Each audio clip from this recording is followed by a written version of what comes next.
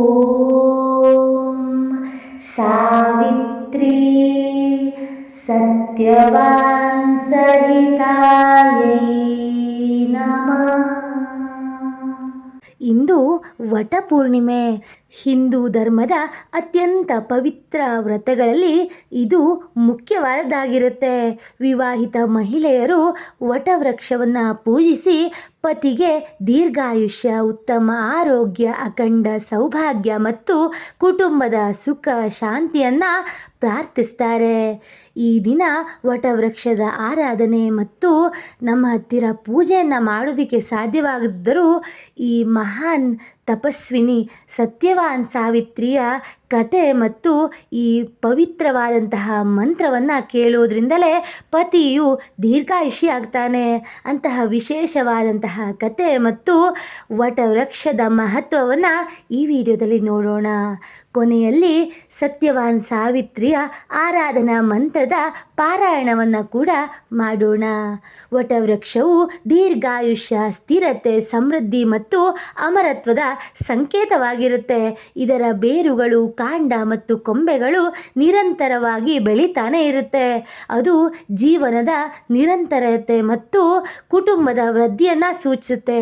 ಹಾಗಾಗಿ ಪುರಾಣಗಳಲ್ಲಿ ಹೇಳಿರುವಂತೆ ವಟವೃಕ್ಷದ ಬೇರಿನಲ್ಲಿ ಬ್ರಹ್ಮನಿರ್ತಾನೆ, ಕಾಂಡದಲ್ಲಿ ವಿಷ್ಣು ಇರ್ತಾನೆ, ಅವನ ಕೊಂಬೆಗಳಲ್ಲಿ ಶಿವನ ವಾಸವಾಗಿರುತ್ತೆ ಅಂತ ನಂಬಲಾಗುತ್ತೆ.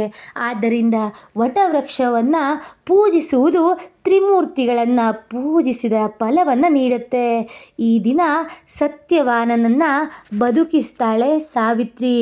ಸತ್ಯವಾನನು ಅಲ್ಪಾಯುಷಿಯಾದರೂ ಕೂಡ ಅವನು ದೀರ್ಘಾಯುಷ್ಯವನ್ನು ಹೊಂದ್ತಾನೆ. ವಟವೃಕ್ಷದ ನೆರಳಿನಲ್ಲಿ ಸಾವಿತ್ರಿಯು ಸತ್ತು ಹೋದಂತಹ ಸತ್ಯವಾನನ ತಂದು ದುಃಖಿಸಿ ವಟವೃಕ್ಷಕ್ಕೆ ಪೂಜೆಯನ್ನು ನೆರವೇರಿಸ್ತಾ ಇರ್ತಾಳೆ.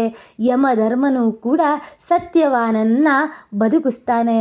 ಕಾರಣ ಇಷ್ಟೇ, ಸಾವಿತ್ರಿಯ ನಿರ್ಮಲವಾದಂತಹ ಪವಿತ್ರವಾದಂತಹ ಪೂಜಾ ಫಲ, ವಟವೃಕ್ಷದ ಕರುಣೆಯ ಫಲ, ಬ್ರಹ್ಮ ವಿಷ್ಣು ಶಿವನ ಸಾಕ್ಷಾತ್ಕಾರದ ಫಲವಾಗಿರುತ್ತೆ. ಈ ದಿನ ಯಾವುದೇ ಸುಮಂಗಲಿಯರು ಈ ವಟವೃಕ್ಷವನ್ನು ನೆನೆಸಿಕೊಂಡು ಅಥವಾ ಸತ್ಯವಾನ್ ಸಾವಿತ್ರಿಯ ಕಥೆಯನ್ನು ಕೇಳಿಸಿಕೊಂಡರೆ ಸಾಕು, ಪತಿಯು ದೀರ್ಘಾಯುಷ್ಯನಾಗ್ತಾನೆ. ಪತಿಯ ಆರೋಗ್ಯ ಕ್ಷೇಮವು ಹೆಚ್ಚುತ್ತೆ. ಅವನು ದೀರ್ಘವಾಗಿ ಒಳ್ಳೆಯ ಜೀವನವನ್ನು ಹೊಂದ್ತಾನೆ ಅಂತ ಹೇಳಬಹುದು. ಸಾವಿತ್ರಿಯು ಮಹಾನ್ ಪತಿವ್ರತೆ. ತನ್ನ ಪತಿ ಸತ್ಯವಾನನು ಅಲ್ಪಾಯುಷಿ ಅಂತ ತಿಳಿದಿದ್ರೂ ಕೂಡ ಅವನನ್ನೇ ವಿವಾಹವಾಗ್ತಾಳೆ. ಸತ್ಯವಾನನ ಪ್ರಾಣವನ್ನು ತೆಗೆದುಕೊಂಡು ಹೋಗಲು ಯಮಧರ್ಮನೇ ಬರ್ತಾನಂತೆ. ಅವನನ್ನು ಹಿಂಬಾಲಿಸುತ್ತಾ ತನ್ನ ಧರ್ಮದಿಂದ, ತನ್ನ ಭಕ್ತಿಯಿಂದ, ತನ್ನ ಜ್ಞಾನದಿಂದ ಯಮಧರ್ಮನನ್ನು ಮೆಚ್ಚಿಸ್ತಾಳಂತೆ. ಇಂತಹ ಪವಿತ್ರವಾದಂತಹ ಮಹಾನ್ ಪತಿವ್ರತೆ ಇವಳು.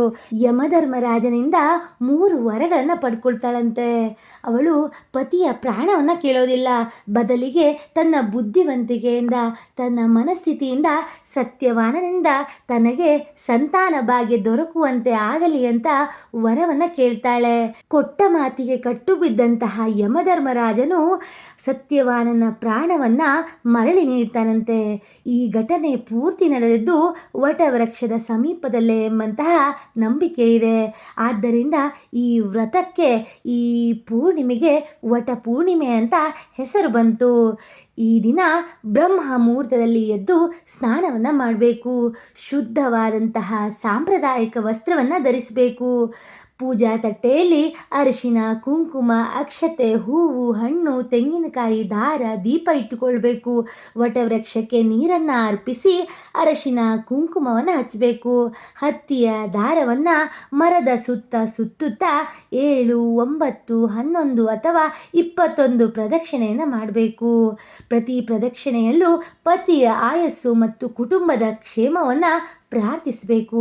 ಸತ್ಯವಾನ್ ಸಾವಿತ್ರಿ ಕಥೆಯನ್ನು ಓದಬೇಕು ಅಥವಾ ಕೇಳಬೇಕು. ಕೊನೆಯಲ್ಲಿ ಆರತಿಯನ್ನು ಮಾಡಿ ಪ್ರಸಾದವನ್ನು ಹಂಚಬೇಕು. ಇದೆಲ್ಲವನ್ನು ಮಾಡಿದಂತಹ ಫಲವನ್ನು ಈ ದಿನ ಈ ಮಂತ್ರವು ಕೂಡ ನೀಡುತ್ತೆ ಅಂತ ಹೇಳ್ತಾರೆ. ಈ ವ್ರತದ ಫಲವಾಗಿ ಪತಿಯು ದೀರ್ಘಾಯುಷಿ ಆಗ್ತಾನೆ, ಅಖಂಡವಾದಂತಹ ಸೌಭಾಗ್ಯ ದೊರೆಯುತ್ತೆ. ಕುಟುಂಬದಲ್ಲಿ ಸುಖ ಶಾಂತಿ ನೆಲೆಯೂರುತ್ತೆ. ಆರೋಗ್ಯ ಐಶ್ವರ್ಯ ಮತ್ತು ಸಂತಾನ ಭಾಗ್ಯ ಲಭಿಸುತ್ತೆ. ಮನೋಕಾಮನೆಗಳು ಈಡೇರುತ್ತೆ ಅಂತ ಎಲ್ಲರೂ ನಂಬ್ತಾರೆ. ಇಂತಹ ಪವಿತ್ರವಾದಂತಹ ದಿನವೇ ಈ ಹುಣ್ಣಿಮೆ. ಈ ಹುಣ್ಣಿಮೆ ಕೇವಲ ಪತಿಯ ಆಯಸ್ಸಿಗಾಗಿ ಮಾಡುವಂತಹ ವ್ರತವಲ್ಲ. ಇದು ಭಕ್ತಿ, ಧರ್ಮನಿಷ್ಠೆ, ತಾಳ್ಮೆ, ಸತ್ಯನಿಷ್ಠೆ ಮತ್ತು ಕುಟುಂಬದ ಮೇಲಿನ ಅಚಲವಾದಂತಹ ಪ್ರೀತಿಯ ಸಂಕೇತವನ್ನು ಸೂಚಿಸುವಂತಹ ಒಂದು ಗಳಿಗೆಯಾಗಿರುತ್ತೆ. ಸಾವಿತ್ರಿಯ ಕತೆ ಜೀವನದಲ್ಲಿ ಸಂಕಷ್ಟಗಳ ಎದುರು ಧೈರ್ಯ, ಜ್ಞಾನ ಮತ್ತು ಭಕ್ತಿಯಿಂದ ನಿಲ್ಲಬೇಕೆಂಬಂತಹ ಸಂತೋಷವನ್ನು ಕೂಡ ಸಾರುತ್ತೆ. ಇಂತಹ ಅದ್ಭುತವಾದಂತಹ ಕತೆ ಮತ್ತು ವಟದ ಮಹಿಮೆಯನ್ನು ತಿಳಿದುಕೊಂಡಾಯಿತು. ಈಗ ಸತ್ಯವಾನ್ ಸಾವಿತ್ರಿಯ ಮಂತ್ರದ ಪಾರಾಯಣವನ್ನು ಶುರು ಮಾಡೋಣ. ಓಂ ಸಾವಿತ್ರಿ ಸತ್ಯವಾನ್ ಸಹಿತಾಯೈ ನಮಃ. ಓಂ ಸಾವಿತ್ರಿ ಸತ್ಯವಾನ್ ಸಹಿತಾಯೈ ನಮಃ. ಓಂ ಸಾವಿತ್ರಿ ಸತ್ಯವಾನ್ ಸಹಿತಾಯೈ ನಮಃ. ಓಂ ಸಾವಿತ್ರಿ ಸತ್ಯವಾನ್ ಸಹಿತಾಯೈ ನಮಃ. ಓಂ ಸಾವಿತ್ರಿ ಸತ್ಯವಾನ್ ಸಹಿತಾಯೈ ನಮಃ. ಓಂ ಸಾವಿತ್ರಿ ಸತ್ಯವಾನ್ ಸಹಿತಾಯೈ ನಮಃ. ಓಂ ಸಾವಿತ್ರಿ ಸತ್ಯವಾನ್ ಸಹಿತಾಯೈ ನಮಃ. ಓಂ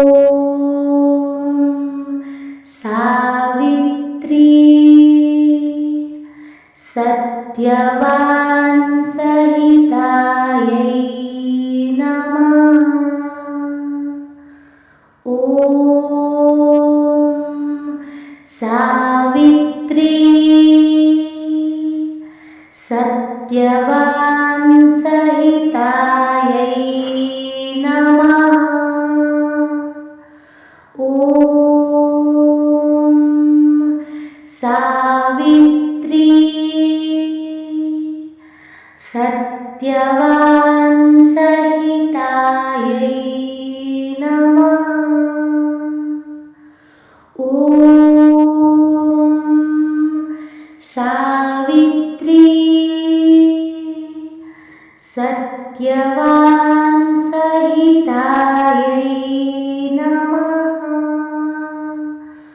ಓಂ ಸಾವಿತ್ರಿ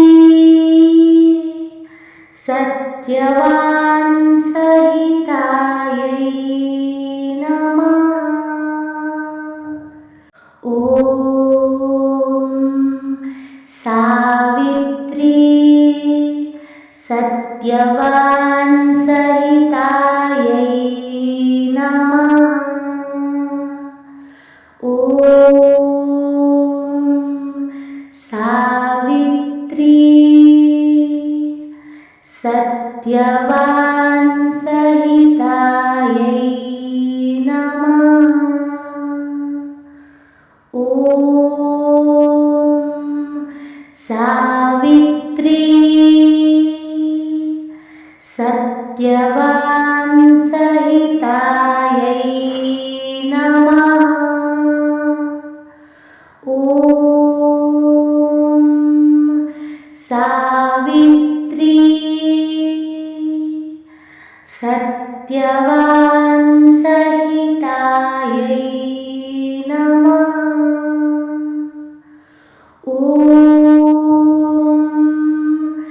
ಸಾವಿತ್ರಿ ಸತ್ಯವಾನ್ ಸಹಿತಾಯೈ ನಮಃ. ಓಂ ಸಾವಿತ್ರಿ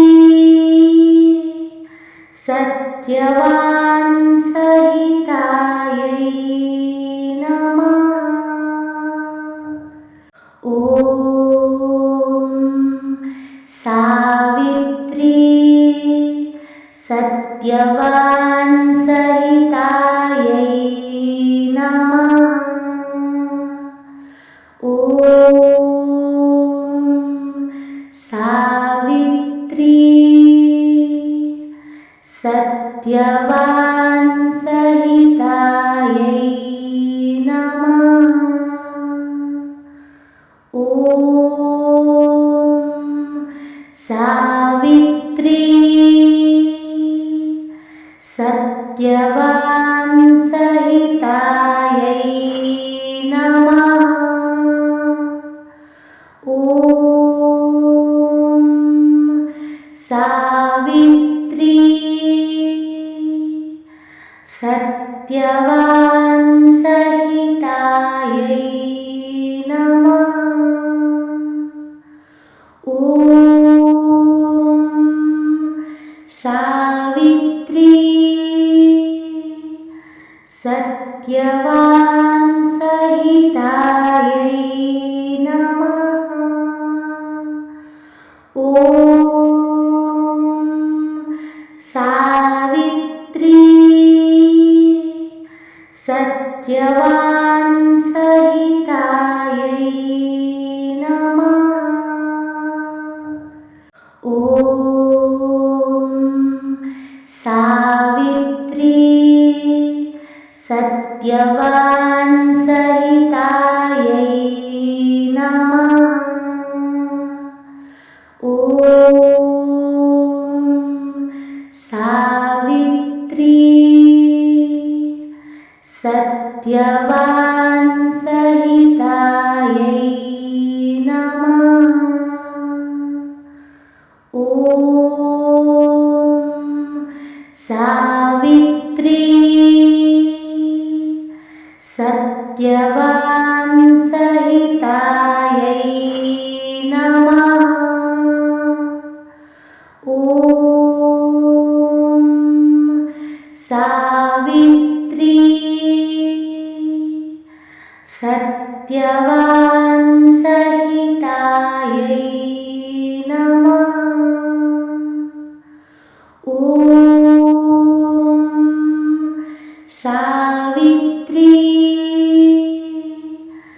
ಸಾವಿತ್ರಿ ಸತ್ಯವಾನ್ ಸಹಿತಾಯೈ ನಮಃ. ಓಂ ಸಾವಿತ್ರಿ ಸತ್ಯವಾನ್ ಸಹಿತಾಯೈ ನಮಃ. ಓಂ ಸಾವಿತ್ರಿ ಸತ್ಯವಾನ್ ಸಹಿತಾಯೈ ನಮಃ. ಓಂ ಸಾವಿತ್ರಿ ಸತ್ಯವಾನ್ ಸಹಿತಾಯೈ ನಮಃ. ಓಂ ಸಾವಿತ್ರಿ ಸತ್ಯವಾನ್ ಸಹಿತಾಯೈ ನಮಃ. ಓಂ ಸಾವಿತ್ರಿ ಸತ್ಯವಾನ್ ಸಹಿತಾಯೈ ನಮಃ. ಓಂ ಸಾವಿತ್ರಿ ಸತ್ಯವಾನ್ ಸಹಿತಾಯೈ ನಮಃ. ಓಂ ಸಾವಿತ್ರಿ सत्यवान्सहितायै नमः। ॐ